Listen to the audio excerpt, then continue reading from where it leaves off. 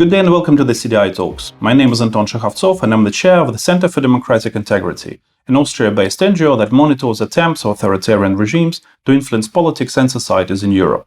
A few days ago, GLOBSEC, one of the leading Bratislava-based European think tanks, has released its new vulnerability index that examines vulnerabilities of 8 Central European and Western Balkan countries towards the Kremlin's and Beijing's influence. You can find the link to the index in the description of this video. And today I'm discussing the index with one of its main authors, Katarína Klingová, who is a senior research fellow at the GLOBSEC Center for Democracy and Resilience. Don't forget to like this video and subscribe to our YouTube channel. Katarína, thank you very much for the possibility to talk to you about the vulnerability index that GLOBSEC has produced. Could you please start with explaining briefly what this index is about? Thank you very much, Anton, for the invitation. It's a great pleasure to be here. Our vulnerability index is about GLOBSEC and its partners in 7 other countries, evaluating vulnerabilities of these countries in 5 dimensions towards malign influence, in particular foreign malign influence of Russia and China. We're analyzing 8 countries, in particular Czech Republic, Slovakia, Hungary, Romania, Bulgaria, and 3 Western Balkan countries, Montenegro, Serbia, and North Macedonia. We're analyzing these countries in 5 dimensions: public attitudes, political landscape, information landscape, civic and academic space, and public administration. What are major explanations for the differences in vulnerabilities towards Russian and Chinese influence in these 8 countries that you monitored? Well, the big major difference and diversity between the countries is possible to observe based on the fact that some of the countries are in the European Union and some of them are not in the European Union or NATO. So that somehow increases or decreases their vulnerability towards these malign foreign actors or their foreign influences in these countries.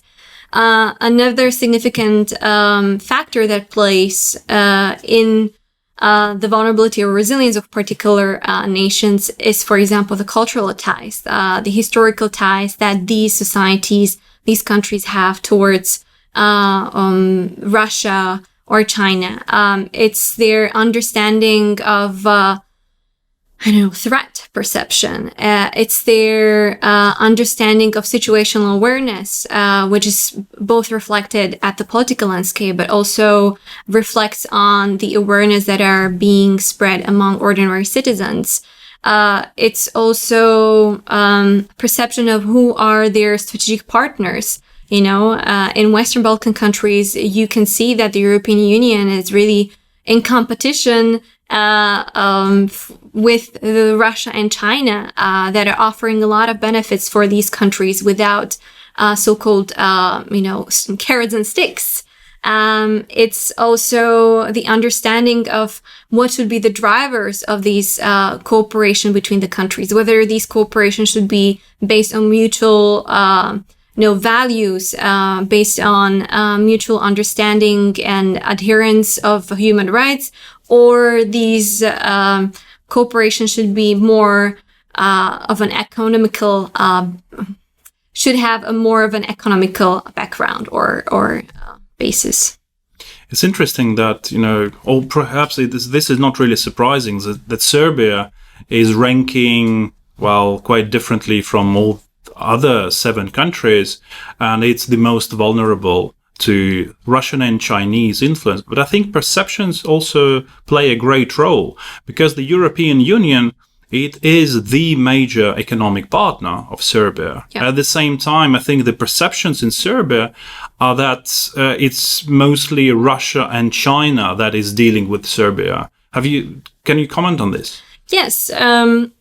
People's perceptions do not change from one day to another, and they're a result of a long-term development. So in Serbia, there's a huge pan-Slavic movement and understanding that Serbs and Russians are, Slavic brother.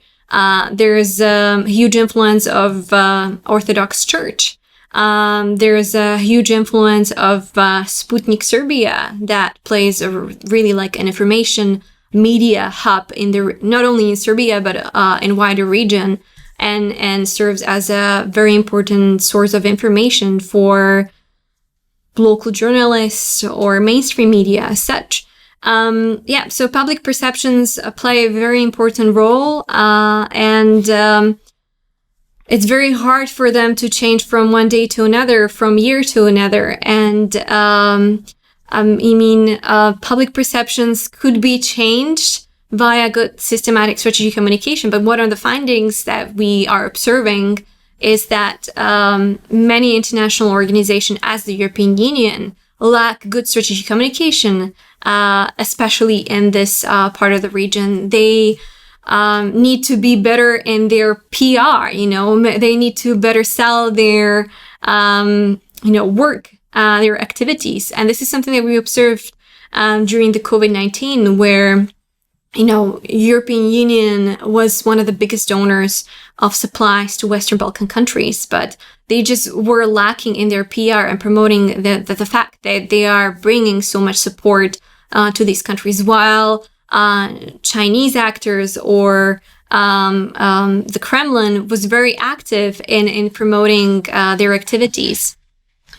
But sometimes you also have leadership that is not very interested in informing the public of the threats coming from Russia and China. And I think, again, Serbia is a good example here, that you have the leadership, Alexander Vučić, who is, I think, promoting the idea that it is Russia and China that are the biggest partners for Serbia, not the EU. So this also can be one explanation. Of course. I mean, political leaders really speak out to the ordinary citizens. They have the perfect platform to voice their opinions and shape the direction of the countries. So if some political leaders have really close ties with these two countries or other foreign actors, it, to a certain level, shapes the direction and public perceptions. Sometimes you can see that some political actors, once they leave the coalition government and leave the politics as such, or become part of the opposition, they tend to switch the narratives, going from fostering Euro-Atlantic orientation to being much more critical towards European Union or NATO, not in a constructive way, because constructive criticism is valid, but being more anti-EU in a less constructive way. There are also some very, maybe ironically, there are some very interesting and very funny, I would say, instances of instrumentalization of the perceptions of the Russian, for example, Russian influence. For example, in Bulgaria, that it declined to send away even a single Russian diplomat after the poisoning of the Skripals.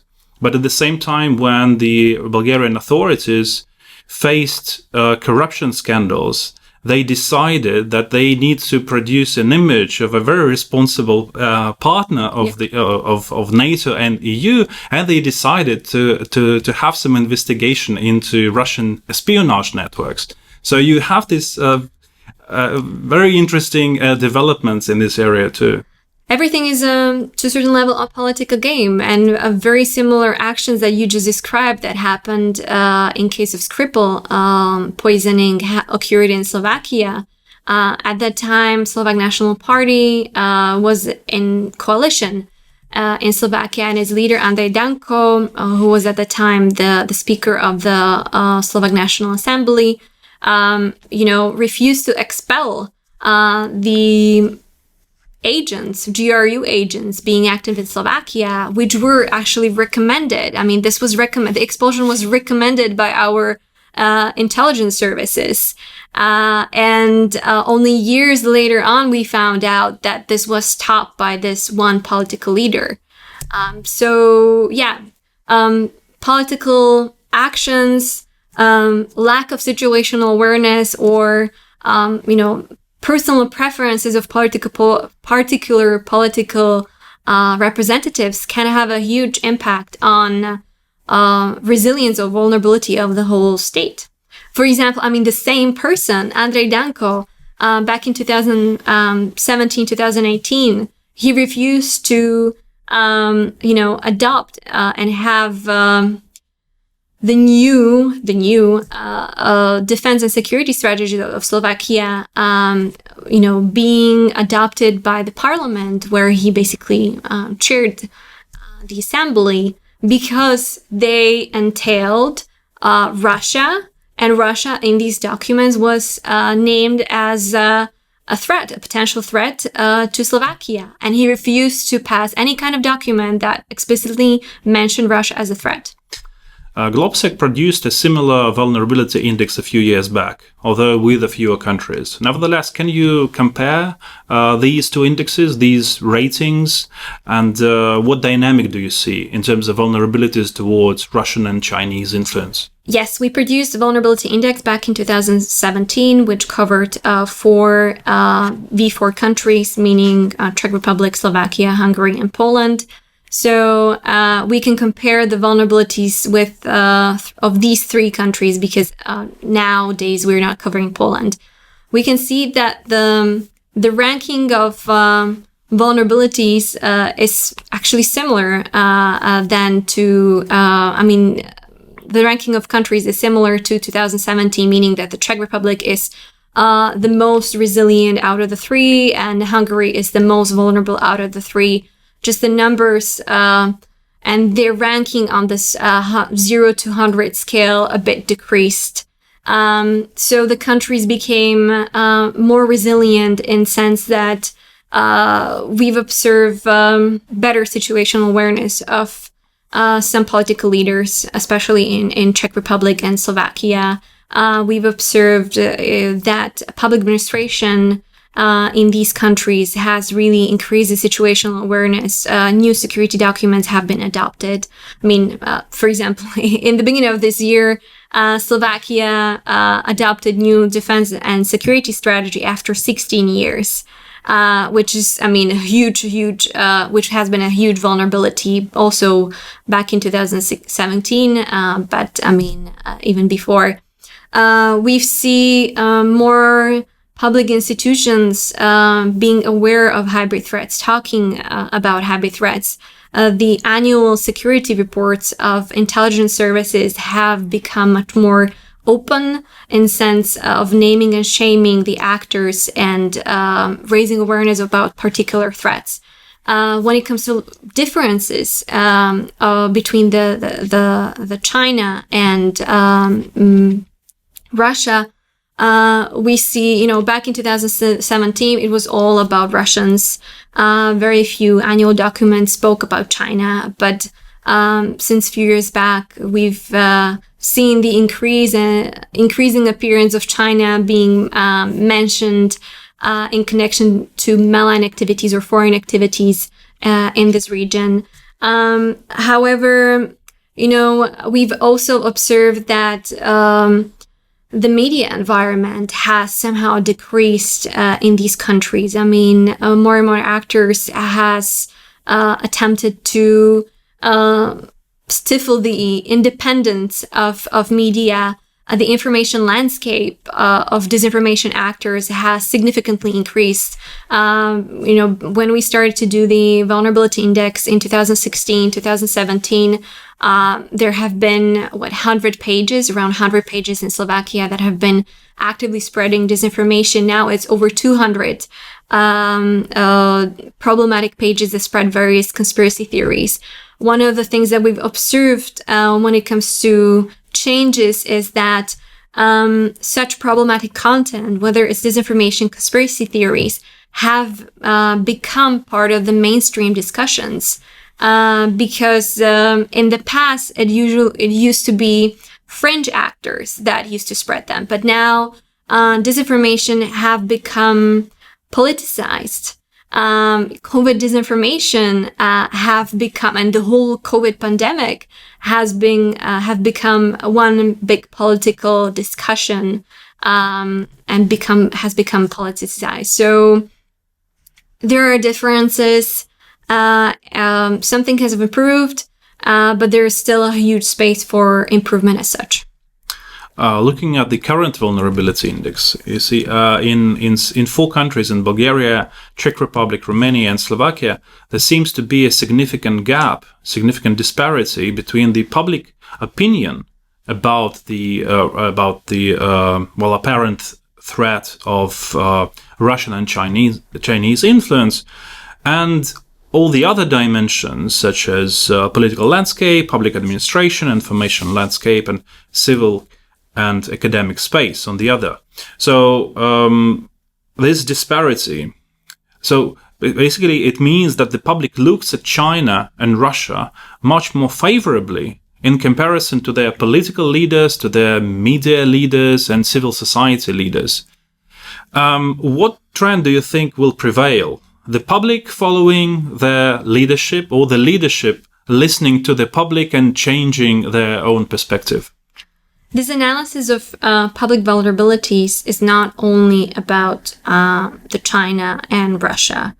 We have 7 indicators that we're looking at in this dimension, and they include, of course, questions on the perception towards these 2 countries, but they also include questions on the support of Euro-Atlantic orientation of their country. They include questions on trust in public institutions. They include questions on the satisfaction of democracy, questions on liberal democracy. So the ranking within this dimension doesn't reflect solely the susceptibility of citizens in these countries towards the Kremlin or Beijing's propaganda. But, this is a systematic thing. This reflects, the high numbers in this dimension reflect the fact that there is a systematic dissatisfaction with how democracy works in all of these countries. That there's a systematic and long-term decrease in trust in public institutions. It shows that public institutions are not doing their homework, whether you're domestic or international. That we need to build strategic communication that is going to be explaining why it's important to be member of the European Union and NATO, and what kind of benefits these countries are getting to. This vulnerability shows how, let's say, easily swayed citizens can be if you put money in front of their face or any kind of carrots in front of their face. And they're willing to give up their human rights or some kind of freedoms for certain kind of security or protection of their traditional values, which can be very easily utilized by any kind of malign actors. So our vulnerability index is not only about the factors that are driving the foreign influence, but also looks into the factors and dimensions that reveal the domestic vulnerabilities that are existent within our societies, and that we need to patch ourselves so that we are more resilient to possible activities and influences of foreign actors. But even in Slovakia, even with the change of the leadership, we see that still these public perceptions, and maybe one could say that there is even some demand for more authoritarian policies. But at the same time, the president of Slovakia is a liberal Democrat. Is there a disbalance here? Yeah. In some countries, for example, Slovakia or Bulgaria, you really see this pan-Slavic connection. And pan-Slavic ties and narratives that really resonate in, majority of the society. 78% of Slovaks thinks that there's a pan-Slavic connection, that Slovaks and Russians are Slavic brothers and should be cooperating more together. Similar, kind of attitudes are observable in Bulgaria. And these things are actively utilized both by domestic actors fostering pro-Kremlin propaganda, but also by the Kremlin's machinery as such. At the same time, the COVID-19 pandemic revealed, but these attitudes were here even before, that in times of crisis or in times when people are dissatisfied with how democracy works in their countries, and when their politicians and political elites are not delivering up, they become nostalgic after socialist times where everything was taken care of. And especially during the COVID-19 pandemic, when you need to have good political leadership, when you need really somebody, take the responsibility, not have political leaders quarreling with each other, the perception of a strong autocratic leader who doesn't have to bother with any kind of elections and opposition is very appealing. And this is majority of Bulgarians and Romanians would love that kind of leader. And these perceptions increase significantly during the last year and a half.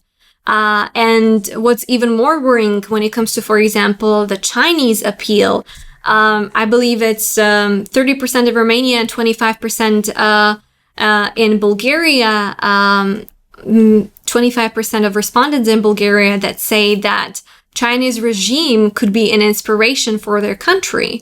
So it shows that these political quarrels that are somehow rule of the game of democracy, because you have plethora of actors that have the opportunity to take part in political decisions in democratic society, can be counterproductive, especially when they do not deliver. And especially when the political leaders are quarreling between other, and when there is a huge insecurity in the society. And in these times, in those cases, then the population starts to look for the strong leaders who are going to save them. Well, talking about the strong leaders, let me give you this remark. Mm-hmm. So last year in spring, if you remember, Russia was very active in promoting this mask diplomacy in Italy and in Serbia. It was not really a mask diplomacy. It was mostly about ventilators, for example. It would send humanitarian aid to Italy, and then RT and Sputnik would be screaming from the screens, saying that NATO does not help Italy, the EU does not help Italy, only we help and only the Chinese help.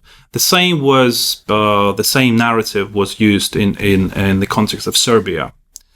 Of course, we can say that authoritarian regimes, they act faster than democracies because there is a democratic process. It's a huge bureaucratic machine. It delivers more in the end, but it's not that fast as authoritarian regimes. But look at Russia today. Yeah. Not RT, not the TV channel, but real Russia, ruled by authoritarian leader. The vaccination levels are very low.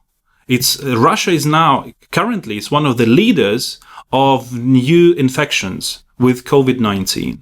So even if you have this authoritarian leadership, if you have this strong hand, so to say, no, it doesn't really help to fight against the pandemic. I'm not arguing with you. I completely, agree with you. It's just for those people, it's like, what sources do you read? No, the strong hand does not solve this question. These attitudes and public perceptions are influenced by a huge propaganda machinery, run by the Kremlin or Beijing. One thing that we observed during the first wave of pandemic is that, despite the fact that Beijing doesn't have a lot of outlets or social media pages in Slovakia that promotes its agenda and narratives, it were the pro-Kremlin outlets and Facebook pages that actively retweeted and reposted Beijing's narratives and propaganda in connection, for example, to vaccine diplomacy or mask diplomacy. So they were helping each other in order to fostering the narratives and their propaganda, and then, try to showcase how unsuccessful and slow the European Union and other Western countries are in tackling the pandemic. Although I think China and Russia, they do not necessarily agree on everything, it seems that sometimes Russia is acting as a sort of a henchman for China. And I remember again last year when China was supplying aid to Serbia, well, very real aid. Yep. Yeah, we cannot say that it was fake. It was not fake. So China tried to help. Serbia, of course, it had its own economic and business interests. But Russia was not supplying anything at that point, but it was only promoting the message that it is China that is helping Serbia, not the EU. But at the same time, Russia itself was very, very slow in initiating any humanitarian aid to Serbia itself. But let me focus again on COVID-19 pandemic. Have you registered any impact overall in these countries that you reported on in this new vulnerability index, the impact of the pandemic on the vulnerability towards foreign malign influence? Of course, as you just pointed out, in Western Balkan countries in particular, we've observed really predominant, widespread success of mask diplomacy and vaccine diplomacy that has been conducted by China and Russia in these countries. And it really resonates. We found about it and we could see it in our public opinion polls, but then we also conducted focus group discussions where we were asking about these things. And in these countries, in Western Balkan countries, respondents really remember that help. And they will remember that help for years to come. And it goes back to what we discussed previously. It's all about image projection. It's all about good PR. And these are the things that a lot of Western countries and European Union still have to do their homework in. Let's talk more about Slovakia. Yep. You mentioned already that the reports of your intelligence services became much more detailed, probably. And one cannot really escape this comparison with the Czech reports of the Czech intelligence, and everybody would say, well, the BIS, the Czech intelligence, they produced much better reports than the Slovaks. But now you say that that Slovakia is catching up, probably that the reports are now more detailed, more elaborate. Is that the result of the change in the leadership, or are there any other factors that have contributed also to the decrease in the vulnerability of Slovakia towards Russian malign influence? Czechs are producing fantastic annual reports, and we're not at the level of BIS yet. We hope to get there in future, of course, and this is one of the things that really works between Slovakia and Czechs, that this like brotherly competition that works both on ordinary citizens but also politicians and public officials, like look at what they have, we need to catch up and stuff. So I hope that the activities that are happening in Czech Republic in the increase of resilience of the society and building up situational awareness will be a good motivator for a lot of things in Slovakia. The change in the government in Slovakia really made a difference. We've observed that Ministry of Defense has become much more active. Ministry of Defense has been working on preparation of action plan on hybrid threats, has been consulting other public institutions and trying to develop this whole of government approach in producing security doctrines. Slovakia, after 16 years, in January this year or beginning of this year, adopted new security strategy and new defense strategy, which were completely outdated. And this one really recognizes the threats, really addresses the hybrid threats, the foreign influence, and envisions capacity building at various levels of public institutions, and envisions the whole of government and whole of society approach that is so necessary in building the resilience of the state towards such malign foreign activities. Have you registered any response from Russia or from China to Slovakia becoming more resilient towards malign influence?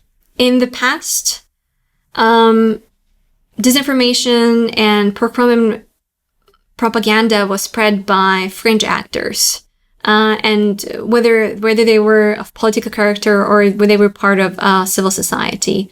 Now, the Kremlin doesn't have to be so active in Slovakia because there are plethora of domestic actors, whether it's problematic outlets, whether it's, civil societies, whether it's far-right extremists, whether it's, members of parliament who are increasingly spreading anti-EU, anti-NATO narratives and Kremlin's propaganda. And this is possible to observe, for example, with former prime minister. This is possible to observe that a lot of mainstream political actors have started to utilize disinformation as a form of attracting their voters and spread conspiracy theories, and thus mainstreaming the problematic narratives that are undermining our own democratic society, our trust in democratic institutions. And, one of the targets of such smear campaign and disinformation campaign has been the liberal president, Zuzana Čaputová. And while, it was somehow expected that the smear campaign, despite of the fact that it was really nasty, that it's part of the electoral campaign, the smear campaign and attacks on her, or in the past 2 days on her daughters, on her family, are continuous, and they really do not have no boundaries. Katarína, you listed some of the good steps that Slovakia has performed in order to increase resilience towards malign foreign influence, but where do you see gaps? Where do you see that something it needs to be done, that some homework needs to be done? We still have a lot of homework to do in areas of building situational awareness among public institutions, among public representatives, including politicians. A lot of them themselves are often spreading disinformation. A lot of them often have become the tools of foreign influence, and it's important to really showcase that it is not just some kind of a narrative. It's not just some kind of a vaccine. It's a tool of hybrid threats that have widespread consequences. We need to build situational awareness among public institutions, not only at state level, but also at local and regional level, because that's where, those are the people that experience the firsthand attempts for influence, and they have the closest contacts to ordinary citizens. With the new government, we've seen significant attempts to really, adopt new plans on fighting hybrid threats. But these things are, they're taking their time, as any kind of policy takes time in a democratic society. So we need to accelerate these processes. We need to really start building whole of society, whole of government policies. And there are still, gaps in these areas. Like, we still need to build horizontal ties and structure these ties between various ministries and public institutions. A lot of cooperation is still based on, personal connections of particular individuals at particular institutions. And when they leave, you need to reestablish those connections and start from the scratch, which takes time, and then needs to be done once again from the scratch. We need to work and build on our strategic communication. This is one of the vulnerabilities that was revealed, especially during the COVID-19 pandemic, that we need to build structures and learn how to do good strategic communication, whether it's against debunking disinformation, or whether it's building our own narratives that we want to present to ourselves, strategic narratives about who are we going to be, what kind of society we're going to be, and what kind of values we're going to uphold, but also strategic narratives we want to communicate to our partners, whether on the west of us or whether on the east of us. And there are still a lot of gaps in these areas. Very few public institutions have developed Stratcom capacities. And if they have few departments, very few people know how to work with data, how to develop policies that are data driven. So these are the areas that we can really work on, and hopefully the changes will come soon. Well, I would remark here that you do have a good partner to the east, that is Ukraine. Yes. It's not only malign actors such as Russia. Katarína, what about the media? Is anything done in the area of, say, in the area of education, like increasing media literacy in Slovakia? Is that on the agenda? For several years, the reform of educational system has been on the agenda of various political leaders of various governments. I think that, once again, COVID-19 somehow accelerated the need to digitalize the schools and education as such. But for years and years, and this is also observed in the vulnerabilities in public perceptions, the lack of critical thinking, lack of digital skills in education are observed, are present there. In the past years, what we observe in Slovakia is that it was the civil society that supplemented the activities. It were the journalists, investigative journalists that, for example, produced manuals on critical thinking, that produce manuals for schools and teachers on what is disinformation, what are conspiracy theories. It were organizations as GLOBSEC that, for example, produced manuals for communicators in public administration, produced an online course on hybrid threats for civil servants so that they can understand what are hybrid threats, why there's a need to develop strategic communication. So this is a very positive fact that the civil society was flexible enough and was able to very sufficiently patch the gap that the lack of reform or slow responses of public administration were creating. Media. The one thing that we observe throughout our work is that when we started as an organization to focus on our activities on disinformation, there were few journalists, few civil society organizations that dealt with the topic. Now in Slovakia, you have almost every mainstream media that has a specific section that deals with disinformation, that deals with conspiracy theories. The topics of hybrid threats have become the debate, part of the public debate. You had incidents predominantly in Czech Republic as the explosion in Vrbětice, information about the explosion of Vrbětice, the removal of Koněv statue in Prague, that to a certain level were very much discussed in Slovakia and were to a certain level, wake-up calls for ordinary citizens that, we are living in European Union, we are living in, and we are members of NATO, but it doesn't mean that certain practices of the Cold War are not still being implemented by various actors, and they're happening in Slovakia.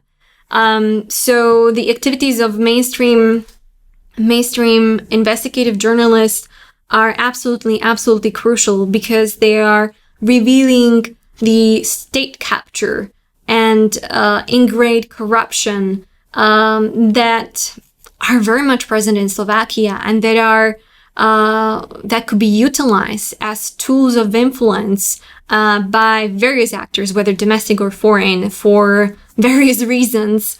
The assassination of Jan Kuciak, investigative journalism, along with his fiancée, was a hard wake-up call for our society.